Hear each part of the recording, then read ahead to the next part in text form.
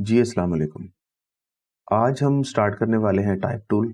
Actually ये एक video नहीं होगी, इसकी ज़्यादा वीडियोज़ बनाएँगे क्योंकि ये एक बहुत ही एक्सटेंसिव और पावरफुल टूल है। इसलिए ये मेरे ख़्याल में एक वीडियो के अंदर सारा हम इकट्ठा नहीं कर सकेंगे। तो टाइप टूल का ये पार्ट 1 है, इसके अंदर मैं इसकी बहुत बुनियादी चीज़ें बताऊँगा, लेकिन वो इतनी होंगी कि अगर आप ये सीख लें तो आप डिज़ाइन में बहुत सारी जगह पे इसको अच्छी तरह यूज़ कर सकते हैं। टाइप टूल के बगैर समझ लें कि आपका डिज़ाइन वैसे ही नामुकम्मल होता है। टाइप टूल बहुत सारी जगह पे यूज़ होता है, आपने चीज़ें लिखनी होती हैं, उनको एक्सप्रेस करना होता है। तो डिज़ाइन का ये एक ऐसा सैलिएंट फीचर है कि जिसको सीखना मेरे ख़्याल में पहले और बहुत ज़रूरी है। पेन टूल के बाद टाइप टूल इंतहाई पावरफुल और बहुत जगह पे इस्तेमाल होने वाला टूल है। तो देर नहीं करते, स्टार्ट करते हैं। टाइप टूल में अगर हम देखें तो ये वाला हमारे पास जो इसके ऊपर टी लिखा हुआ है आइकॉन के अंदर, ये हमारा टाइप टूल है। अगर हम राइट क्लिक करें तो ये इसके अंदर मज़ीद कुछ 4-5 टूल्स हैं। तो मैंने ये पहले से निकाल कर यहाँ पे रखे हुए हैं। मैं काम को इस तरह ही करता हूँ कि चीज़ों को ईज़िली एक्सेसिबल बना लेता हूँ ताकि अपने लिए आसानी पैदा हो सके। तो इसके अंदर हमारे पास जो टाइप टूल में सबसे पहला ये जो आइकॉन है, अगर हम टाइप टूल के ऊपर ऐसे क्लिक करते हैं तो ये इस तरह से सिलेक्ट हो जाता है। अब यहाँ पर कुछ ऑप्शंस भी चेंज हो जाएंगी। अगर ये आपके नहीं आ रहा तो आप व्यू के अंदर जाएं और यहाँ विंडोज़ के अंदर जाएं और ये कंट्रोल को आप जो है ना वो चेक कर लें यहाँ पे, तो ये सारे आपके ऊपर कंट्रोल्स आ जाएंगे। ये पुराने वर्जन्स में था, बाद में फिर उन्होंने प्रॉपर्टी पैनल बना दिया, सेम चीज़ें हैं उसमें, लेकिन मैं थोड़ा-सा इसमें कन्वीनियंस फ़ील करता हूँ, तो इसलिए मैं ये भी ऑन कर लेता हूँ। कुछ चीज़ें यहाँ पे मौजूद होती हैं, कुछ चीज़ें यहाँ पर भी मौजूद होती हैं। तो इसके अलावा एक इसके अंदर पैनल होता है, जो आपका टेक्स्ट का पैनल है, वो उसके बारे में हम अभी देखेंगे, लेकिन सबसे पहले हम देखते हैं कि ये टाइप कैसे करता है। अब हम क्या करेंगे कि इस टेक्स्ट टूल को हम यहाँ से सिलेक्ट करेंगे और यहाँ पे जब हम क्लिक करेंगे, लेकिन देखेंगे ये जो कर्सर है इसका चेंज हो चुका है। ये हमारे पास ये जो कर्सर है इसका ब्लिंकिंग कर्सर जैसे हम लिखने वाला यूज़ करते हैं, ये उस तरह से उसमें कन्वर्ट हो गया है। अभी जो चीज़ लिखी है इसको हम प्लेस होल्डर टेक्स्ट कहते हैं। इसका कोई मानी नहीं होता। ये सिर्फ़ ये दिखाने के लिए होता है कि कोई टेक्स्ट है कि अगर आप टाइप करेंगे तो वो किस तरह से शो होगा। तो हम इसी को आगे लेके चलते हैं। अगर हम एंटर प्रेस करते हैं तो हम नेक्स्ट लाइन में चले जाते हैं। तो ये नेक्स्ट लाइन हम दोबारा एंटर करते हैं तो ये नेक्स्ट लाइन में दोबारा चला जाएगा। तो ऐसे आप लाइन के ऊपर लाइन लिख सकते हैं। अगर हम चाहते हैं कि हमने सिंगल लाइन ही लिखनी है तो सिंपली वन टाइम क्लिक करें, दिस इज सिंपल। तो हम ये वाला इसमें टाइप कर लेते हैं। ये आपके पास एक जो है वो लाइन की शक्ल में आ गया। इसमें हम सिंगल लाइन लिख सकते हैं, मल्टीपल लाइंस लिख सकते हैं, लेकिन अगर फर्ज करें हमें पैराग्राफ की जरूरत पड़ जाती है तो उसके लिए हम क्या करेंगे कि यहाँ से इसी टेक्स्ट टूल को हम सेलेक्ट करेंगे। अब हम छोड़ेंगे नहीं बल्कि इसको हम क्लिक करके ड्रैग करेंगे तो ऐसे पैराग्राफ की शक्ल आ जाएगी। हम फर्ज करें इतना पैराग्राफ बनाना चाहते हैं, यहाँ पे इसको छोड़ेंगे तो ये हमारे पास पैराग्राफ की शक्ल में अंदर लिखा जा चुका है। अब देखें ये सारी चीज़ें जो हैं वो उनको हम चेंज करेंगे, तो इसके लिए हमें एक पैनल सीखना बहुत ज़रूरी है। अब देखिए इसको पहले मैं डिलीट कर देता हूँ। तो वो पैनल सीखने के लिए हम यहाँ पे विंडो में जाएंगे। विंडो में जाके यहाँ पे टाइप के अंदर यहाँ पे एक ये कैरेक्टर कंट्रोल टी से भी आपका ये शो हो जाएगा। अगर हम इसके ऊपर क्लिक करते हैं तो देखिएगा ये इस तरह से एक कैरेक्टर पैनल जो है इसका वो खुल गया। इसको मैं बाहर निकाल लेता हूँ। ये वाला कैरेक्टर पैनल जो है ये बहुत ज़्यादा यूज़ होगा इस टाइप टूल के साथ, क्योंकि इसके सारे ऑप्शंस जो बेसिकली यहाँ पे होते हैं वो इसके अंदर भी यहाँ पे मौजूद रहते हैं। तो मैं टेक्स्ट को यहाँ पे दोबारा क्लिक करता हूँ और यहाँ पे लॉरेम इप्सम ही लिख लेते हैं। इसको मैं थोड़ा सा बड़ा करना चाहता हूँ तो मुझे इसका बाउंडिंग बॉक्स जो है उससे भी हम इसको बड़ा कर सकते हैं। देखिए शिफ्ट को प्रेस करें और इसको साथ में थोड़ा सा बड़ा कर लें। जो फॉन्ट होती है मेरी आपको ये एक सजेशन है कि कभी भी इसको स्ट्रेच इस तरह से ना करें या इस तरह से ना करें, क्योंकि जो फॉन्ट होती है वो बड़ी ही कायदे और कानून के तहत बनाई जाती है। वो जिस तरह से बनाई जाती है वैसे ही अच्छी लगती है। कुछ खास केसेस के अंदर हम थोड़ा सा स्ट्रेच कर भी सकते हैं इसको। उसके लिए भी आपको मैं एग्जांपल देता हूँ। अगर फर्ज करें मैं इसको नीचे ले आता हूँ और यहाँ पे एक फॉन्ट मेरे पास है इम्पैक्ट। ये आपके पास जो है ये थोड़ी सी देखें ज़रा, ये वाला हम वर्जन यूज़ करेंगे तो ये थोड़ी सी कंडेंस है। अगर थोड़ा सा इसको हम इसका स्ट्रेच भी कर लेंगे तो ऐसा सच ये बुरा नहीं लगता, लेकिन आप इसको बहुत ज़्यादा स्ट्रेच करेंगे तो फिर ये लाजमी तौर पे बुरी लगेगी। तो हर चीज़ को एक हद के अंदर रहते हुए आप कर सकते हैं, लेकिन अगर आप ना ही इसको स्ट्रेच करें तो वो ज़्यादा बेहतर है, क्योंकि इस तरह के फ़ॉन्ट को जब आप स्ट्रेच करेंगे तो देखें ये बहुत ही भद्दा सा और बड़ा अजीब सा लगता है। कंट्रोल जी से मैं अनडू करता हूँ। तो अब हम करेक्टर पैनल की तरफ आते हैं। ये हमारे पास एक दो वर्ड्स लिखे हुए हैं। तो इसमें जो सबसे पहला हमारे पास ऑप्शन है, ये हमारी फॉन्ट फैमिली जो भी हम यूज़ कर रहे हैं, ये उसका ऑप्शन है। आपके कंप्यूटर में कोई और हो सकती हैं, मैंने जो इंस्टॉल कर रखी हैं वो मेरे पास ये आ रही हैं। फ़र्ज़ करें कैस्केडिया कोड कर देता हूँ तो ये वाली इस तरह की फ़ॉन्ट हो जाएगी। अगर मैं ये चाहता हूँ कि ये रेगुलर, बोल्ड या इटैलिक्स में आ जाए, कोई और तरह से आ जाए, तो यहाँ पर मेरे पास बहुत सारे इसके ऑप्शंस हैं। और एक छोटी-सी बात याद रखें कि कोई जो फ़ॉन्ट होती है जिसके अंदर ये वाले ऑप्शन ज़्यादा होते हैं, उसको ज़्यादा यूज़ करें। उसकी जो फ़ॉन्ट फैमिली इसको कहा जाता है, जैसे हमारे पास एडोबी ही हमें देता है एक्यूमेन के नाम से ये वाली। तो देखें इसके अंदर कितने ऑप्शंस हैं, बेशुमार ऑप्शंस हैं। आप एक ही चीज़ को मुख्तलिफ अंदाज में लिख सकते हैं और डिज़ाइन में ये आप जब यूज़ करेंगे तो ये बहुत ही कारआमद होगा। आप एक ही फ़ॉन्ट के मुख्तलिफ वेरिएंट्स को यूज़ करेंगे, तो आपका डिज़ाइन जो है वो सिमेट्रिक भी लगेगा और अच्छा भी लगेगा। अब इसके साथ जो नेक्स्ट हमारे पास जो ऑप्शन है ये वाला, ये फ़ॉन्ट के साइज़ को ज़ाहिर करे। जैसे आप इसको क्लिक करते हैं फॉर एग्ज़ाम्पल, तो ये बताएगा कि 245 पॉइंट समथिंग है, तो यहाँ से आप इसको कम ज़्यादा कर सकते हैं। मैं 72 पे लेके आता हूँ, तो आप इसका नंबर खुद से भी ऐड कर सकते हैं। मैं फ़र्ज़ करें 250 लिखता हूँ और एंटर प्रेस करता हूँ, तो ये हमारे पास ये इसका नंबर आ गया। ये इसका फ़ॉन्ट को हम इस तरह से बड़ा भी करते हैं और साथ में ये देखें जब ये बड़ा छोटा होता है, तो ये चीज़ भी थोड़ी-थोड़ी चेंज हो रही है उसके साइज़ के रिस्पेक्टिव। अगर आपको राउंड नंबर देना चाहते हैं तो ये आपकी अपनी मर्ज़ी के मुताबिक, जैसे 400 है तो मैं इस तरह से इसको यूज़ कर सकता हूँ। इसके साथ वाला ये वाला जो ऑप्शन है, इसको हम लेडिंग कहते हैं, लेकिन वो हम पैराग्राफ के अंदर इसको दोबारा देखेंगे। इससे अगले ऑप्शन पे जाते हैं। ये हमारे पास भी ऑप्शन है, कर्निंग का ऑप्शन है। ये आप 2 जो आपके पास कैरेक्टर्स होते हैं इनके बीच का जो फासला होता है इसको हम कर्निंग कहते हैं। तो हम यहाँ पे अगर ऐसे क्लिक करेंगे तो तब ये सारे ऑप्शन जो हैं आपके एक्टिव होंगे, वरना ये सारे ग्रेड आउट रहेंगे। ये देखिएगा ज़रा, ये देखें, ये सॉरी ये वाला, ये ग्रेड आउट हो जाते हैं। तो इसके अंदर अगर आप चाहते हैं कि थोड़ा-सा स्पेसिंग अगर आपको अच्छी नहीं लग रही, किसी तो और कुछ फ़ॉन्ट्स इस तरह की होती हैं जो एसिमेट्रिक होती हैं, उनके अंदर कुछ मसाइल आ जाते हैं, तो हम चाहते हैं कि इनको हम इकट्ठा थोड़ा-सा करीब में कर लें, तो ये आपके पास ऑप्शंस मौजूद हैं। ये देखिए 50 पे जाएगा, 200 पे ज़्यादा हो रहा है। अगर माइनस पे जाएँ तो आप माइनस में इसको कम भी कर सकते हैं। तो बहुत ज़्यादा कम या ज़्यादा नहीं, बहुत ज़्यादा नहीं करते, ये अब्सर्ड लगेगा। तो इसलिए आप इसको बिल्कुल मुनासिब अंदाज़ में करें जो बेहतर भी लगे, और बिल्कुल सटल सा आपने करना है, ज़्यादा नहीं करना है इसको। तो ये कर्निंग इस तरह से यूज़ होगी, साथ में ये वाला है। तो इसको मैं फ़िलहाल 0 पर कर देता हूँ। अब इसको मैं दोबारा सेलेक्ट करता हूँ। तो इसके साथ ये वाला जो ऑप्शन है हमारे पास, ये ट्रैकिंग का ऑप्शन है। इसके अंदर जो टेक्स्ट में आप देखें कि अगर आप फासला ज़्यादा चाहते हैं किसी लिहाज से कैरेक्टर्स के अंदर, वो तमाम कैरेक्टर्स के अंदर आप करना चाहते हैं, तो आप इस तरह से करेंगे। ये वाला जो इसका ऑप्शन है ये यूज़ कर लें। अब इसमें हम खुद से नंबर दे सकते हैं, जैसे 200 है, लेकिन पहले हमें टेक्स्ट को सिलेक्ट करना पड़ेगा और साथ में अगर मैं लिखता हूँ फ़र्ज़ करें 200, तो इसको एंटर प्रेस करें तो ये देखें इस तरह से आ जाएगा।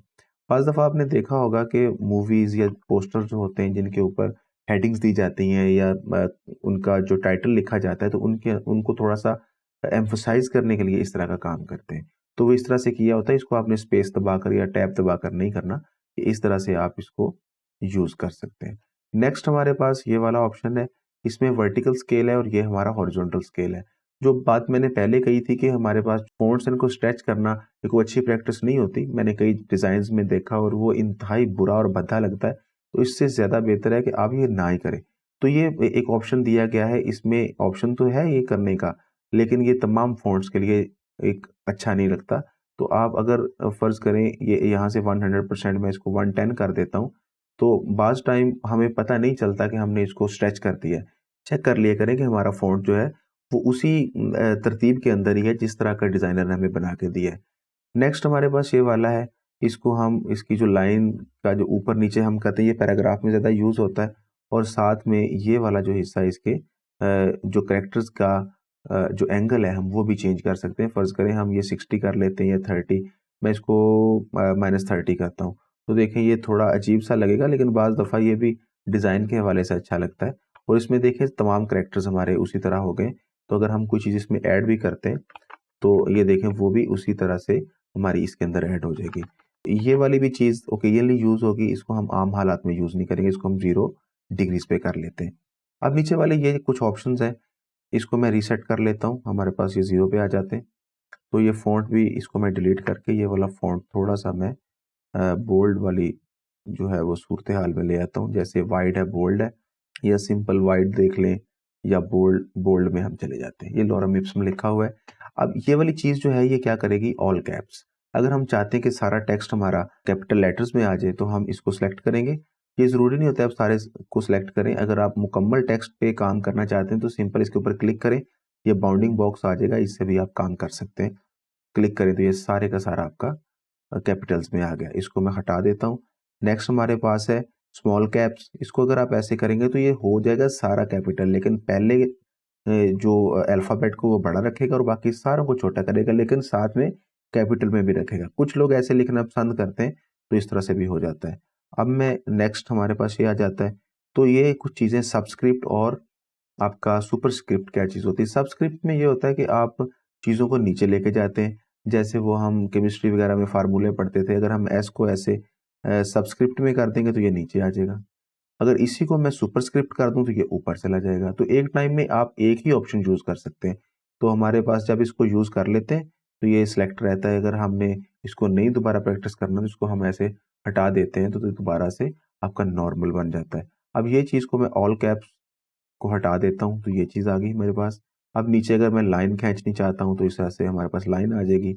अगर मैं चाहता हूँ कि इसको स्ट्राइक थ्रू करूँ या ऊपर से काट दूँ तो ये वाला भी बाज़ दफ़ा हमें यूज़ करना पड़ता है। तो ये इस तरह से हो जाएगा। नेक्स्ट ये छोटा-सा हमारे पास ये एक ऑप्शन है शार्प का। तो ये रास्टर इमेजेस में ज़्यादा हम यूज़ करते हैं। ये यहाँ पे ऐसा चीज़ें नज़र नहीं आता, लेकिन जब हम जाते हैं यहाँ पे व्यू में और पिक्सल प्रीव्यू करते हैं, जब आप इसको पिक्सल प्रीव्यू में लेके जाएँगे तो फिर पता चलेगा कि ये जो पिक्सेल्स हैं हमारे किस तरह से काम कर रहे हैं। अब देखें ये पिक्सल जो होते हैं वो स्क्वायर होते हैं। इनको जब भी हम देखें कि फ़ॉन्ट के अंदर जब गोलाइयाँ आती हैं, जब कहीं पे कर्व हो जाती है, तो ये थोड़े से ऑड लगते हैं। तो उनको चेंज करने का ये एक ऑप्शन होता है, इसको एंटी अलियासिंग कहते हैं। ये शार्प के ऊपर भी चलता है, क्रिस्प के ऊपर भी आ सकते हैं, स्ट्रॉन्ग के ऊपर भी आ सकते हैं। तो आप शार्प जो है वो ठीक है, एज़ सच इससे कोई इतना फ़र्क नहीं पड़ता। डिज़ाइन्स के अंदर अगर जब आप रास्टर इमेजेस यूज़ करते हैं तो फिर थोड़ा-सा ये इश्यू करता है, वरना आप नन पे इसको बिल्कुल ना करें, क्योंकि ये बहुत ही बुरा लगेगा। आप शार्प पे कर लें, क्रिस्प पे कर लें, ये आपकी अपनी मर्ज़ी है, इससे ऐसा इतना फ़र्क नहीं पड़ेगा। तो मैं वापस जो है वो अपने पिक्सल प्रीव्यू को ऑफ कर देता हूँ, तो ये आपकी हर चीज़ जो है वो वेक्टर शो हो जाएगी। इसके साथ-साथ एक छोटा-सा और भी हमारे पास एक पैनल है, उसको हम पैराग्राफ पैनल कहते हैं। उसी तरह से विंडो में जाएँ, टाइप में जाएँ और ये वाला पैराग्राफ पैनल, इसको आप यहाँ से बाहर निकाल लें। अब देखते हैं, इसको मैं ऑफ कर देता हूँ। ये हमारे पास पैराग्राफ पैनल है, ये पैराग्राफ के ऊपर ही यूज़ होता है। इसमें 3-4 ऑप्शंस हैं। वैसे तो ये आपने पहले एमएस वर्ड वगैरह में देखी होंगी। तो ऐसे में एक पैराग्राफ की शक्ल देता हूँ। अब ये देखें, ये सारी चीज़ें अजीब-सी भद्दी-सी आ रही हैं। तो अब यहाँ से पहले इसकी जो फ़ॉन्ट है उसको कम करें। मैं यहाँ पे कम कर दी, ज़्यादा कम हो गई है। तो 36 पे आ जाएँ और इसके जो ऑप्शंस हैं उनको भी हमने चेंज करना था। तो वो रीसेट अगर ना करें तो वो वही रह जाते हैं। तो इसको हम हर चीज़ को पहले रीसेट करेंगे इस तरह से। ये देखिएगा, ये भी हम रीसेट करेंगे। अब ये यहाँ से भी इसको ख़त्म करें, ये भी ख़त्म करें। तो थोड़ा-सा बड़ा कर लेते हैं, तो ये देखें अब हमारा पैराग्राफ जो है वो यहाँ पे इस तरह से आ जाएगा। मैं डिलीट करता हूँ और राइट क्लिक करके यहाँ पे fill with placeholder text कर लेता हूँ। ये पैराग्राफ की शक्ल हमारे पास बन चुकी है। अब पैराग्राफ के ऊपर जब आएँगे तो ये देखिएगा, ये हमारे पास जो इसका एक पैनल है, ये किस तरह से काम करेगा। हमारे पास ये पहले नंबर पे जो है वो अलाइन लेफ्ट है। जैसे ये पहले से मौजूद है और वो सिलेक्टेड है, हर चीज़ लेफ्ट के ऊपर अलाइन है इस तरह से। इधर देखिए अलाइनमेंट कोई नहीं है, लेकिन लेफ्ट के ऊपर ये मुकम्मल अलाइन है। जब इसको हम सेलेक्ट करते हैं और सेंटर अलाइन करते हैं तो हर चीज़ सेंटर में आ जाती है। अगर राइट पे करते हैं तो हर चीज़ राइट पे अलाइन हो जाएगी। लेकिन अगर हम चाहते हैं कि जस्टिफाई करें और लास्ट लाइन जो है हमारी वो लेफ्ट साइड पे आ जाए, बाकी चीज़ें हमारी सारी जस्टिफाइड हों, बराबर हों, तो ये वाला ऑप्शन है आपके पास। तो इसमें देखें कि ये कोशिश करेगा कि जितनी लाइन्स हैं हमारी, उनको ये मुकम्मल एज टू एज इकट्ठा करेगा। और जो एंड वाली लाइन होगी, फॉर एग्ज़ाम्पल थोड़ा-सा मैं बड़ा कर लेता हूँ, ये देखें, तो ये एंड वाली लाइन जो है उसको ये लेफ्ट के ऊपर अलाइन रखेगा। इसको मैं सेंटर कर दूँ, तो ये एंड वाली लाइनों को सेंटर में अलाइन करेगा और बाकी चीज़ों को वो वैसे ही अलाइन रखेगा। इस तरह से राइट पे अलाइन हो सकते हैं और ये मुकम्मल अलाइनमेंट होगी, चाहे 1 या 2, 3 कैरेक्टर भी हों तो उनको वो मुकम्मल एक लाइन की शक्ल में लेके आएगा। ये भी कारामद होता है, बाज़ दफ़ा ये यूज़ करते हैं जब पैराग्राफ्स को हम उनके साथ खेलते हैं, तो ये हमारे पास काफ़ी काम में आने वाली चीज़ होती है। नेक्स्ट ये वाली कुछ चीज़ें हैं, इंडेंटिस का यूज़ हम करते हैं, जैसे हाशिया जिसको हम कहते हैं। तो अगर हम इसको आगे पीछे करना चाहते हैं, बजाय इसके कि हम इसको पकड़ें और हर चीज़ को आगे लेके जाएँ, तो ये मुश्किल काम है। सिंपली इसको सेलेक्ट करें और यहाँ से आप इसका इंडेंट चेंज कर दें। इसको मैं फ़र्ज़ करें 20 या 25 कर देता हूँ, तो ये यहाँ से इंडेंट इसका चेंज हो गया। 25 के अलावा मैं 75 करता हूँ, तो ये और आगे चला गया। अगर हम इसको राइट से भी करना चाहते हैं, तो यहाँ से फ़र्ज़ करें मैं 75 कर देता हूँ, तो इतने पॉइंट से पीछे आ जाएगा। अब इसके साथ-साथ ये वाली जो चीज़ है, ये सिर्फ़ पहली लाइन को ही आगे लेके जाएगा। देखिएगा, वो ऊपर एक लाइन जो है वो सिर्फ़ चेंज हो रही है। इसको मैं अगर 50 कर देता हूँ, तो सम टाइम हमें इस तरह से लिखने की ज़रूरत पड़ती है कि हम पहली लाइन को आगे लेके जाएँ, तो इसके लिए ये वाला ऑप्शन आप यूज़ करेंगे। और साथ में ये वाली जो 2 आपके ऑप्शंस हैं, ये पैराग्राफ के लिए इस्तेमाल होते हैं। मैं इसको डिलीट करता हूँ और प्लेस होल्डर टेक्स्ट हम दोबारा लेते हैं और इसको सेलेक्ट करते हैं और इसको लेफ्ट अलाइन करते हैं या ये वाला कर लेते हैं। अब ये वाला एक पैराग्राफ है, यहाँ से हम एंटर जब प्रेस करेंगे यहाँ पे आ जाएगा, यहाँ पे एंटर प्रेस करेंगे यहाँ पे आ जाएगा।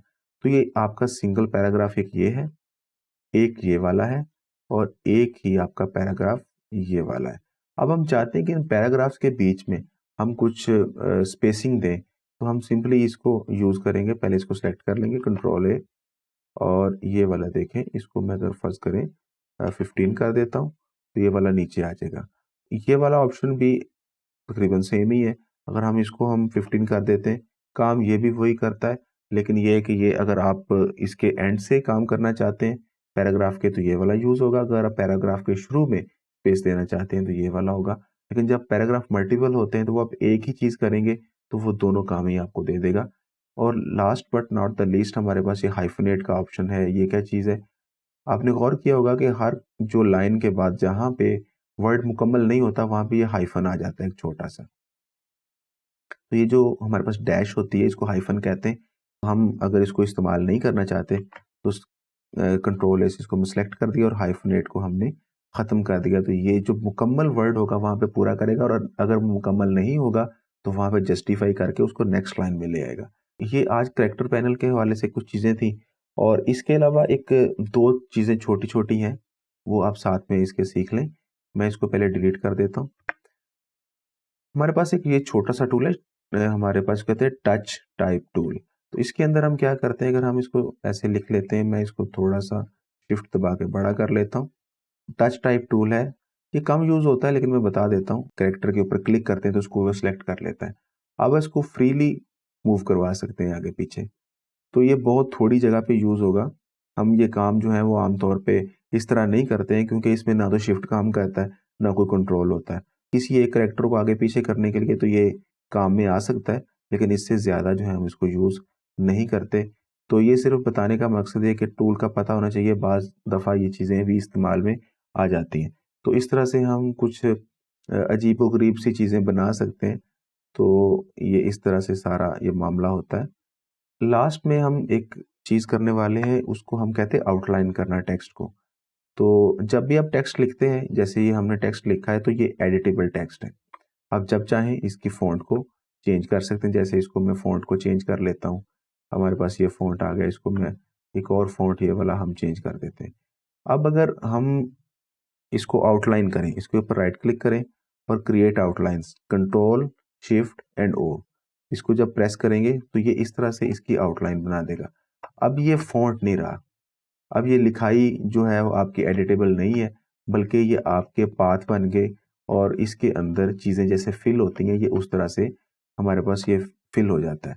अब इसका फ़ायदा क्या है, नुकसान क्या है? नुकसान तो पहला और बड़ा यही है कि ये इसको आप जब एक दफ़ा आउटलाइन कर लिया, तो आप इसको एडिट नहीं कर सकते। आउटलाइन तभी किया जाता है कि जब हमने एडिट नहीं करना होता, और फ़ायदा ये होता है कि जब आप डिज़ाइन को किसी जगह पे भिजवाते हैं प्रिंट निकलवाने के लिए, तो वहाँ पे अगर फ़र्ज़ करें उसके पास फ़ॉन्ट ही नहीं है वो, तो जब आप इसको ऐसे ही भिजवा देंगे, तो जब वो खोलेगा, तो जब फ़ॉन्ट नहीं होगा, तो वो चीज़ें मिसअलाइन हो जाएँगी, डिज़ाइन में फ़र्क आ जाएगा। तो इसलिए जब भी आप इसको डिज़ाइन के लिए भिजवाएँ, इसको आउटलाइन करके भिजवाएँ, ताकि वहाँ पे जाके अगर फ़ॉन्ट नहीं भी है, उसको एक पाथ की तरह, एक शेप की तरह डील करे, ना कि एक फ़ॉन्ट की तरह डील करे। तो आप इसके इस तरह से कलर भी चेंज कर सकते हैं, अनग्रुप कर लें, तो इसमें अकेला अकेला करेक्टर जो हम टच टाइप टूल से करते थे, अब इससे भी हम कर सकते हैं, लेकिन अब की बार इसमें शिफ्ट जो है वो यूज़ किया जा सकता है। और बस ये अब एडिटेबल नहीं है, बस इसी करेक्टर्स के साथ आप मुख्तलिफ तरह से खेल सकते हैं। टाइपोग्राफी की अगली क्लासेस के अंदर मैं आपको टाइपोग्राफी कुछ एग्जांपल्स दूंगा और इंशाल्लाह आपको बहुत सारी चीज़ें उसमें सीखने को मिलेंगी। मैं इसमें एक आधा कलर चेंज कर देता हूँ, तो ये इस तरह से हम इसके कलर के साथ भी खेल सकते हैं। तो आज के लिए इतना ही, काफ़ी लंबी क्लास हो गई है, मेरी एक्सपेक्टेशन से भी ज़्यादा। तो इंशाल्लाह मिलेंगे आपको नई क्लास में और मज़ीद कुछ चीज़ें जो बताने की होंगी वो आपको बताई जाएंगी। बहुत शुक्रिया, अस्सलाम वालेकुम।